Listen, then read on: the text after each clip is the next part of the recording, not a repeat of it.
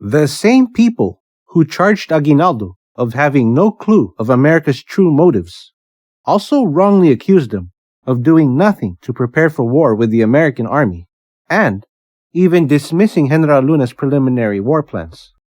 Nick Joaquin, who was influential to the negative portrayal of Aguinaldo in Heneral Luna and Goyo, best summarized the chief criticism of all of his accusers with regard to his military leadership in those crucial months leading up to the Philippine-American War.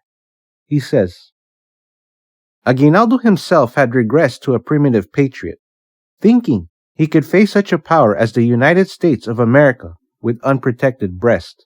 Luna and Alejandrino were not heeded. No trenches were built. The Americans fired. The Republic was caught by surprise. Then, Luna was hastily made chief of operations and set to building those trenches of his. But it was too late, even to improvise. With a damning accusation such as this, it is easy to see why Aguinaldo is blamed for the loss of the Philippine-American War, and why Luna is now hailed as the would-be savior of the First Philippine Republic. Despite this serious allegation, once again, the evidence tells a different story. The supposedly primitive patriot Aguinaldo, who allegedly was arrogant enough to challenge America with unprotected breast, actually issued multiple orders to construct entrenchments even before the Treaty of Paris was ever announced. Some of these orders, which were captured by the Americans and later translated, was officially published in the Congressional Record containing the proceedings and debates of the 57th Congress First Session by Washington's Government Printing Office in 1902. In early September of 1898, for instance, Aguinaldo gave General Pío del Pilar the following order. Give instructions to have a detachment posted in the interval from the branch of the river of Paco in a northerly direction to the bridge, and so on up to the Pasig River in the direction of Pandacan, the river serving as a line until the suburb of Tanque is reached. Proceed to execute this order on its receipt, posting detachments where they are necessary, and trenches will be made without loss of time, working at this both day and night. Do not rest, for by doing so, we may lose the opportunity. Beg of the troops to assist in the formation of entrenchments. Keep strict vigilance at all hours. Warn your soldiers against firing at random, as the Spaniards did. If possible, have them calculate the number of their antagonist and how much ammunition there is in comparison with the number of the attacking force. I hope you will see to the execution of these instructions, and that you will maintain the honor of Filipinos by your courage, and in no way permit that your rights be trampled underfoot. That same month of 1898, Aguinaldo likewise ordered General Pantaleon Garcia to construct trenches as soon as possible. Also found in the previously mentioned congressional record, Aguinaldo's order to General Garcia read as follows. On Wednesday, the 14th of this month, you will post detachments in the points indicated by crossed lines on the enclosed plan. On receipt of this, and as soon as you learn its contents, proceed secretly to determine the most suitable places to post detachments, and immediately post our troops and have entrenchments made, employing day and night in this work. Beg this of our soldiers. In addition to Aguinaldo's orders to the various Filipino generals, further proof that entrenchments were being erected long before the Philippine-American War comes from reports of American personnel observing the Filipinos' activities after the fall of Spanish Manila. Sergeant Charles R. Mabie of Light Battery A of the Utah Volunteer Artillery documented his experience in the Philippines in his book, The Utah Batteries, and in it he observed, during the few months preceding the outbreak, the Filipinos had become less friendly to their late allies. The 14 blockhouses which had been the Spanish line of defense had been allowed to fall into the hands of the Filipinos, who converted them into a strong offensive and defensive work. On certain parts of the line, the Filipinos were seen building new entrenchments and reinforcing the old ones. Likewise, on at least 2 occasions, U.S. General Marcus Miller reported to the Adjutant General of the Filipinos' ongoing military preparations.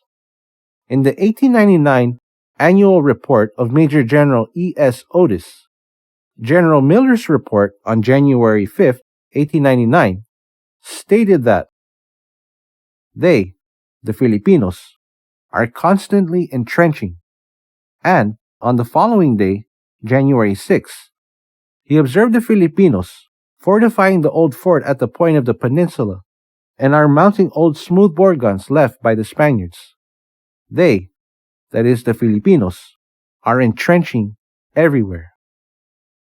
We can see, rather than being a last-minute endeavor as Joaquin falsely claimed, the building of trenches in anticipation of war with the Americans had already begun as early as, and maybe even earlier than, September of 1898, which was about 5 months before the Philippine-American War. As always, Joaquin did not stop there. He made many other accusations against Aguinaldo, but with respect to the period leading up to the war with the U.S., 2 of his other accusations are significant enough to merit further discussion. First is his claim, among other things, that Aguinaldo neglected to replenish the Philippine Republican Army's military supplies, or quartermasters. He says, "The Revolution of '98 showed pettiness in rejecting the engineering plans of Luna and Alejandrino, and the rejection of those plans made certain our quick defeat at the hands of the Americans. Luna and Alejandrino knew that war with the Americans was inevitable. They wanted to prepare for that war in the same way that the Americans were already preparing for it, by stocking up on quartermasters. But the loss of Manila seemed to have paralyzed Aguinaldo." A letter by the U.S. Governor General Elwell Otis to Admiral Dewey disproves Joaquin's claim that during Aguinaldo's leadership, Filipinos were not stocking up on quartermasters, as the Americans were doing. This letter by Otis can be found in his 1899 annual report, and it documents the shipment of arms from Hong Kong to the Philippine Republican Army, or, as Otis called them, the insurgents. One of the launches arrived yesterday, cleared from Hong Kong. She is one of the 3, and concerning which I reported that from information received here, that I was quite certain was about to bring arms. The officer in charge explained that she was about 2 days late in arriving owing to bad weather, which compelled her to lie off the coast. These 2 days gave her time to run to the coast and discharge. Yesterday afternoon, General MacArthur, whose troops north of the Pasig have experienced trouble with the insurgents who have passed over his lines, sent Major Strong, his adjutant general, out to the officer in command to demand an explanation. Strong, on passing our lines, was placed under a strong insurgent guard. There he found the officer in charge and quite a considerable insurgent force, taking from several boxes a quantity of new revolvers and Mauser rifles which had just been received.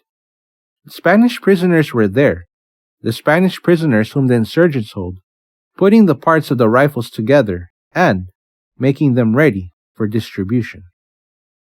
The dedication of the Aguinaldo administration to restore the quartermasters of the Philippine Republican Army was such that by the time the Philippine-American War erupted and the American Army was making its way up north of Manila into provinces under the First Philippine Republic, General Otis would write in his report that Malolos had become a war depot. Also, Kalumpit and Baliwag, the former city, contained a very large quantity of rifle ammunition. In addition to arms, Aguinaldo had also taken steps before the war to address the need of feeding the army and the people. In a report by the U.S. Bureau of Insular Affairs entitled Organization for the Administration of Civil Government instituted by Emilio Aguinaldo and his followers in the Philippine archipelago. There can be found a summary of a decree issued by Aguinaldo and signed by his Secretary of the Interior, Teodoro Sandico, that was captured by the U.S. forces. From January of 1899, it read, "In view of the possibility of a war with the Americans, all fields will be planted so as to afford food for the people. Great care to be taken to avoid having domestic animals injure the newly sown fields. Inspections to be made by heads of barrios to see that order is carried out." These two reports sufficiently disprove Joaquin's insinuation that nothing was being done to bolster the Philippine Republican Army's supplies. To the contrary, they show that he had been taking the necessary steps to address concerns over quartermasters, which was exhausted during the revolution against Spain. Now, the second and the last of Joaquin's claims to be briefly discussed is his accusation that Aguinaldo failed to build an important line of defense beginning in Caloocan, which was a strategic location for the American advance north towards Malolos, the official capital of the First Philippine Republic. He says, "The Americans, as Luna and Alejandrino had foreseen, at once tried to take Caloocan to open up the way to the north. If before the outbreak of war, a line of defense from Caloocan to Novaliches had been dug, fortified, and manned, as Luna and Alejandrino had proposed, the Republic could have contained the first American thrust and delayed indefinitely, with grievous results to the enemy, the general American advance." As logical as Joaquin's conclusion may seem to be, it is nevertheless illogical in his assessment of Aguinaldo's loss to the U.S., because it is a logic based on lies. The true disposition of the Filipino front lines was described to General Otis by his native Filipino spies operating within the borders of the First Philippine Republic, and it is the exact opposite of the unfortified front lines of Caloocan as mentioned by Joaquin. Based on this intelligence gathered from the field, General Otis would write in his 1899 report to his superiors in Washington, D.C., "My native scouts were obtaining information at the north. It was reported that the intervening country beyond Caloocan and along the line of the railroad was virtually covered with defensive works, entrenchments having been constructed every few hundred yards. The insurgents were very strong from Caloocan to Balintawak on the Novaliches road." Critics who prefer to blame Aguinaldo rather than Heneral Luna for the loss of Caloocan may further argue that the formidable defensive works and trenches observed by General Otis in his report was merely a result of last-minute construction, which would align more to the narrative promoted by Joaquin. But previous orders and communications by Aguinaldo, only a few of which were presented earlier in this lecture, show that the process of bolstering the Philippine Republican Army's defenses was not some belated or vain effort done in haste. Rather, it was a culmination of months fortifying and entrenching before the Philippine-American War began. However, in fairness to Mr. Nick Joaquin and his source, General Alejandrino, there was another individual with even greater preeminence in the promotion of the popular misconception of Aguinaldo as an inattentive, irresponsible, and idle leader, and that was none other than Apolinario Mabini, the president of Aguinaldo's cabinet. Mabini's influence can be seen, quite literally, in Director Jerrold Tarog's films, especially in Goyo, where he is shown writing his memoir. In that memoir entitled La Revolución Filipina, or the Philippine Revolution, he wrote that Aguinaldo had scant appreciation of the advantages of a unified command and coordinated tactics, and he also claimed, "As I had foreseen, our improvised militia could not withstand the first blow struck by the disciplined American troops. The Filipino General Staff, that is under Aguinaldo's administration, had not studied or laid down any plans for offensive or withdrawal movements in case of an outbreak of hostilities."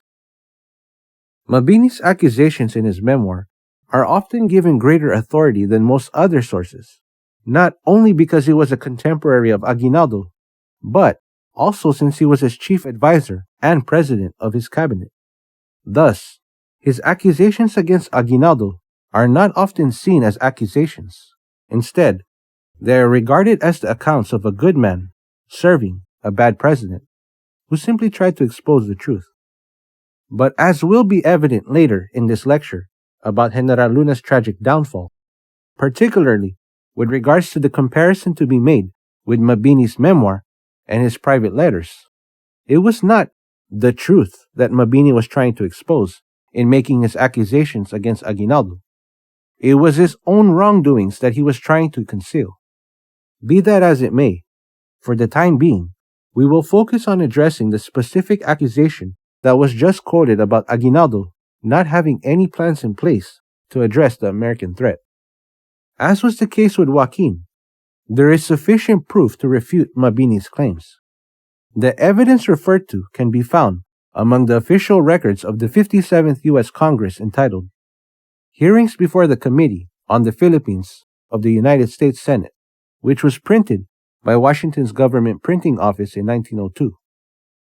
General Robert P. Hughes presented before the investigating U.S. Senate Committee a translation of Aguinaldo's captured orders dated January 9, 1899, to secret Filipino military units operating in Manila.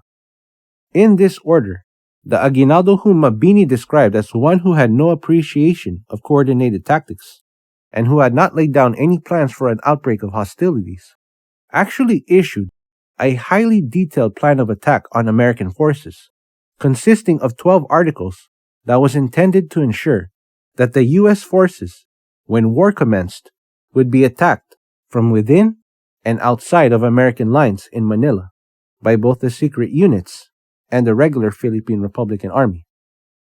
Aguinaldo's orders of January 9, 1899, entitled Instructions to the Brave Soldiers of the Sandatahan of Manila, are far too long to quote in full, but some of the key instructions contained within include Article 2. All of the chiefs and Filipino brothers should take advantage of the opportunity to study well the situation of the American outposts and headquarters, observing especially secret places where they can approach and surprise the enemy. Article 6. The officers shall take care that on the top of the houses along the streets where the American forces shall pass, there will be placed 4 to 6 men who shall be prepared with stones, timbers, red-hot iron, heavy furniture, as well as boiling water, oil, and molasses, rags soaked in coal oil, ready to be lighted and thrown down, and any other hard and heavy objects that they can throw on the passing American troops. At the same time, in the lower parts of the houses will be concealed the Sandatahan, who will attack immediately. On these houses there will, if possible, be arranged, in addition to the objects to be thrown down, a number of the Sandatahan, in order to cover a retreat, or to follow up a route of the enemy's column, so that we may be sure of the destruction of all of the opposing forces. Article 7.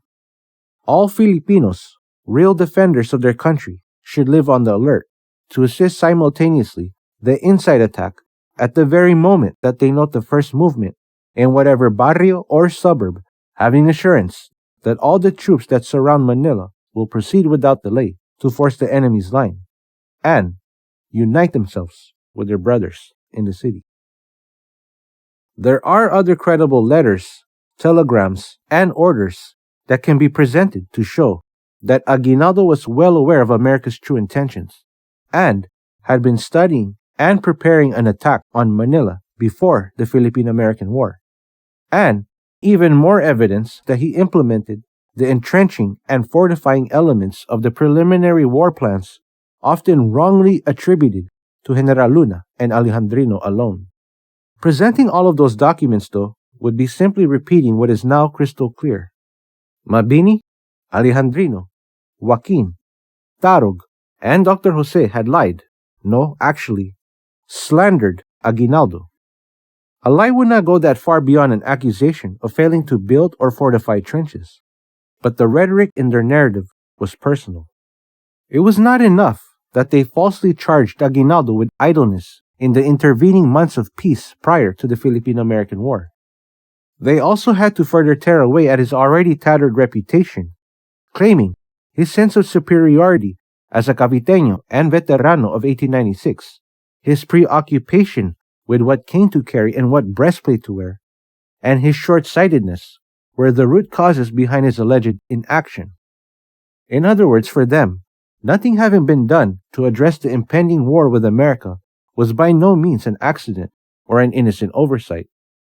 According to their fake version of history, Aguinaldo intentionally chose to ignore Heneral Luna and the obvious signs of American treachery. But where then was this Caviteño veterano cockiness, the one supposedly wanting to challenge America with unprotected breast? In Aguinaldo's orders to General Pio del Pilar and General Pantaleon Garcia to build trenches in September of 1898. Where was Aguinaldo's preoccupation with canes and breastplates while he was drafting the 12 articles of his January 9, 1899 orders for the planned assault on Manila? Where was his short-sightedness when Aguinaldo informed General Juan Calles that he believed the Americans were merely toying with the Filipinos until their reinforcements arrived? Above all else, where was Aguinaldo's inaction?